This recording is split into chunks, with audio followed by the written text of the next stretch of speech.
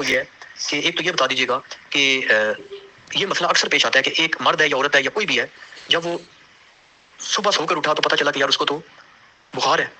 اب اس میں دو سچویشن ہو سکتی ہیں، ایک تو یہ کہ اس نے روزہ رکھ لیا تھا، اس کے بعد اس کو پرابلم ہو گئی ہے، مثال کے طور پہ دست کی بیماری ہو گئی ہے یا اس کو بخار ہو گیا ہے، یا وہ جب صبح اٹھا ہے سحری کے وقت، تہجد کے وقت، اس وقت ہی اس کو پتہ چل گیا تھا کہ بھائی مجھے بخار ہے اور مجھے یا دست کی بیماری ہے یا جو بھی ایشو ہے، الٹیاں وغیرہ آ رہی ہیں، جو مسئلہ ہے۔ اب اس حالت میں اکثر لوگ یہ کرتے ہیں، کہتے ہیں بھائی روزہ رکھ لو۔ کیوں روزہ رکھ لو؟ کہ اگر روزہ نہیں رکھو گے نا تو بعد میں روزے کی پھر کرنا پڑے گا، پریشانی ہو جاتی ہے، ایک ماحول بنا ہے، بعد میں نہیں رکھے جاتے۔ تو ایک تو یہ مسئلہ کلیئر کر دیجیے گا کہ اس صورت میں قرآن و حدیث میں، شریعت میں کیا رہنمائی ملتی ہے کہ ایسے موقع پہ کیا کرنا چاہیے، آیا روزہ رکھنا چاہیے یا روزہ نہیں رکھنا چاہیے؟ ٹھیک ہے، پہلا مسئلہ ہو گیا، یعنی بیماری کی صورت میں روزے کا۔ اس میں دو قسمیں آگے مزید آ گئی کہ ایک تو یہ ہے کہ آپ کو سحری تہجد میں روزہ رکھنے سے پہلے ہی پتا تھا، ایک ہی آپ روزہ رکھ چکے ہیں، اب کیا کیا جائے۔ دوسرا مسئلہ آ گیا کہ اکثر لوگ ایسے ہیں جن کو روزے کی حالت میں سفر کرنا پڑ جاتا ہے۔ یہ بھی گھر گھر میں مسئلہ ہے، کوئی ایسی بات نہیں کہ جو کوئی خاص کسی کے ساتھ پیش آئے، ہر فرد کے ساتھ پیش آتی ہے۔ اس کی کئی قسمیں ہو سکتی ہیں، مثلا ایک شخص ہے اس کو کسی کاروبار کے حوالے سے کہیں سفر کرنا پڑ گیا ہے، ٹھیک ہے نا، روزہ رکھ کے۔ دوسرا شخص ہے کہ جس کو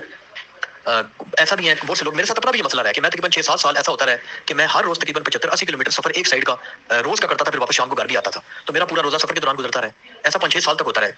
ٹھیک ہے جی۔ اچھا، اب ایک یہ مسئلہ آ گیا، ایک اس میں تیسرا مسئلہ بھی ایڈ کر لیں کہ ایک شخص ہے وہ بیرون ملک سے جہاز میں بیٹھا ہے، تو اب وہ بھی بہت ایک بڑی پیچیدہ صورتحال بن جاتی ہے، ٹھیک ہے، یہ پکڑ لیں آپ۔ اور اس میں ایک مزید سوال یہ ہے، خواتین سے ریلیٹڈ ہے، یہ ذرا کائنڈلی نہ بڑے طریقے سے اس کا جواب دے دیجیے گا، تو ڈکے چھپے سے الفاظ میں کہ کسی کو مطلب کوئی ایسی کوئی یعنی خواتین وغیرہ والے گروپ میں بھی شیئر کیا جائے تو کوئی پرابلم نہ آئے کہ خاتون جو ہے نا، ان کو بھی جیسے مردوں کو یہ اکثر پرابلم ہوتی ہے نا کہ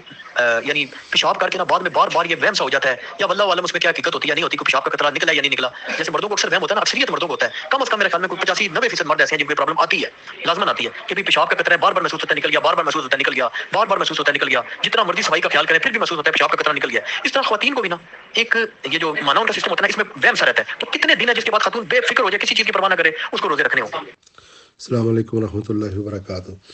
علی حسن نقوی بھائی، آپ کے جو 3 جو رمضان کے متعلق سوال ہیں اور پاکیزگی کے متعلق سوال ہے نا، پہلا سوال تو آپ کا یہ کہ ایک انسان کو سحری سے پہلے ہی پتہ تھا کہ وہ بیمار ہے، یا اس نے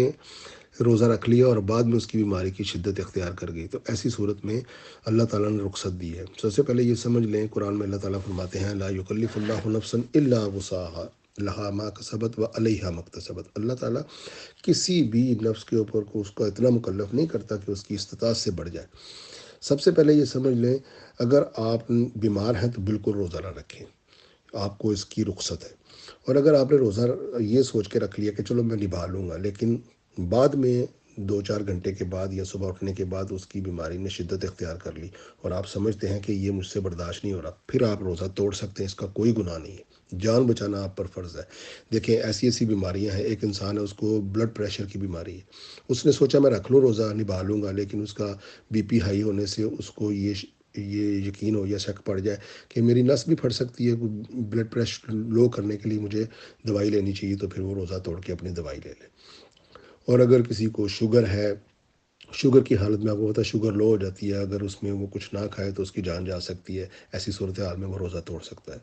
اسی طرح کولیسٹرول کی بیماری ہے، کولیسٹرول ہائی ہو جائے تو ہارٹ اٹیک تک ہو سکتا ہے، تو بالکل وہ اپنی کولیسٹرول کو نارمل کرنے کے لیے پھر وہ دوائی کھائے، روزہ توڑ دے اور روزہ نہ رکھے۔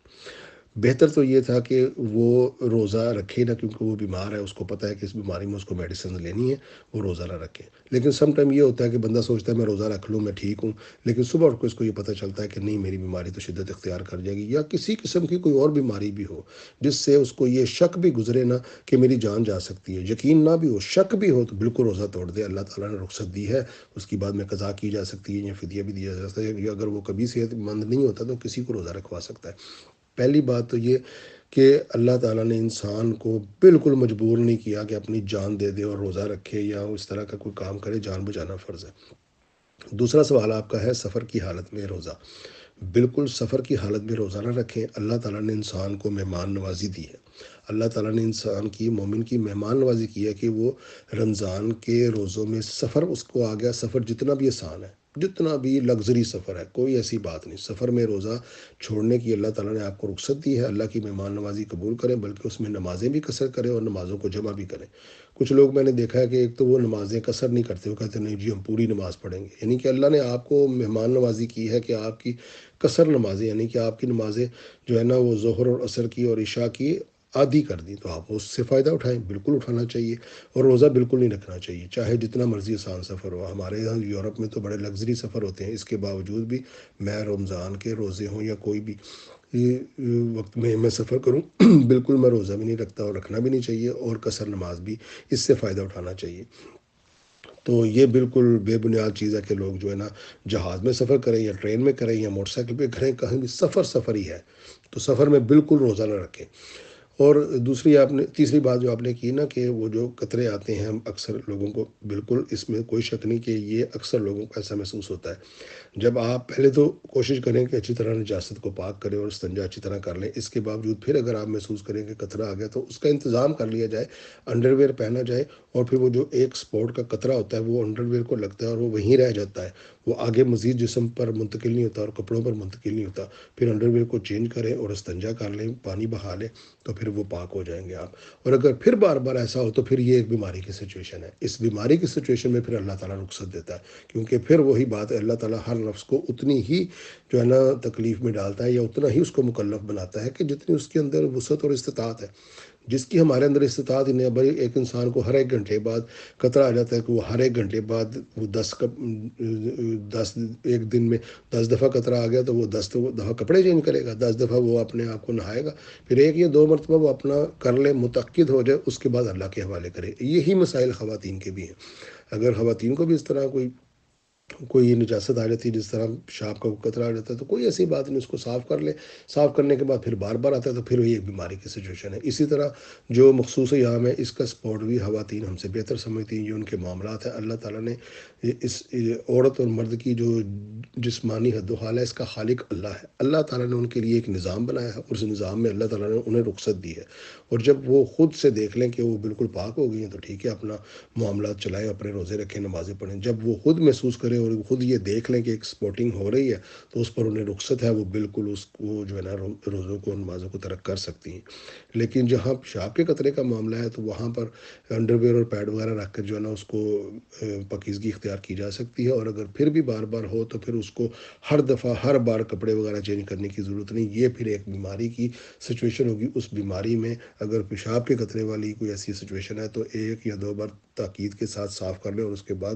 پھر اگر پھر بھی نہیں ہوتا تو نماز پڑھتے جائیں، اللہ تعالیٰ قبول کرے گا۔ یہ آپ کی سچویشن ایسے ہے کہ آپ کے اختیار میں نہیں ہے، مخصوص ایام کی تو رخصت ہے، لیکن جہاں بار بار پیشاب کا قطرہ نکلتا ہے، یہ ایک بیماری کی سچویشن ہے، اس میں اللہ تعالیٰ ضرور آپ کو جو ہے نا محاسبہ نہیں کرے گا۔ تو یہ معاملات ہیں۔ اس سے ایک مثال اور بھی سامنے آ گئی کہ انسان اپنی جان بچانے کے لیے حرام چیزوں کا بھی استعمال کر لیتا ہے۔ اللہ تعالیٰ نے اجازت دی کہ اپنی جان بچا لو، چاہے اللہ کی حرام کردہ چیزیں ہی سامنے ہوں، بس وہی کھانی پڑ جائیں جان بچانے کے لیے، تو وہ بھی بچا سکتے ہیں۔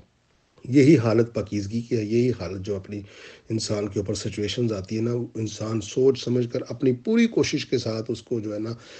پاک کر لے، لیکن اس کے بعد جب انسان کے اختیار سے باہر ہو جائے تو پھر اللہ تعالیٰ رخصت دیتا ہے۔ یہ جیسا کہ حضرت عمار یاسر کا واقعہ کہ وہ حضرت رسول اللہ صلی اللہ علیہ وآلہ وسلم کے صحابی تھے، کفار کے نرخے میں آ کر انہوں نے کہا اللہ کو، اپنے نبی کو برا بھلا کو اور اسلام کو گالیاں دے، تب تجھے چھوڑیں گے۔ انہوں نے ایسا کر دیا اور روتے ہوئے نبی کے پاس ہے تو اللہ کے نبی نے فرمایا جب تو یہ کہہ رہا تھا تو تیرا دل کیا کہہ رہا تھا؟ دل تو آپ کے ساتھ تھا، مطمئن تھا۔ اللہ کے نبی نے فرمایا پھر دوبارہ کہیں تو پھر کر لینا، اپنی جان بچا لینا۔ یہ دیکھ لو، جان بچانا اتنا ضروری ہے کہ اللہ، اس کے رسول اور اسلام کو برا بھلا کہنا پڑا، اس نے کہہ کے اپنی جان بچا لی، اور اللہ کے نبی نے اس کی رخصت دی۔ تو جب انسان کے اختیار میں نہیں ہے، آپ کتنی دفعہ کپڑے چینج کریں گے؟ جب ایک بیماری کی سچویشن ہے، وہ قطرہ نکلتا ہے تو آپ ضرور اس کو صاف کر لیں جتنی استطاعت ہے، ایک یا دو بار، اس کے بعد اس کا انتظام کریں اور نمازیں پڑھیں، پھر اللہ کے حوالے کریں۔ اور اسی طرح سفر میں ضرور روزہ چھوڑیں، سفر میں روزہ رکھنے کی ضرورت نہیں ہے۔ اور اگر آپ کو بیماری ہو، روزہ رکھنے سے پہلے یا روزہ رکھنے کے بعد یا درمیان میں یا آدھے دن میں روزہ توڑ لیں، بالکل اپنی جان کے اوپر، اپنی تکلیف کے اوپر کمپرومائز نہ کریں، اپنی میڈیسن لیں،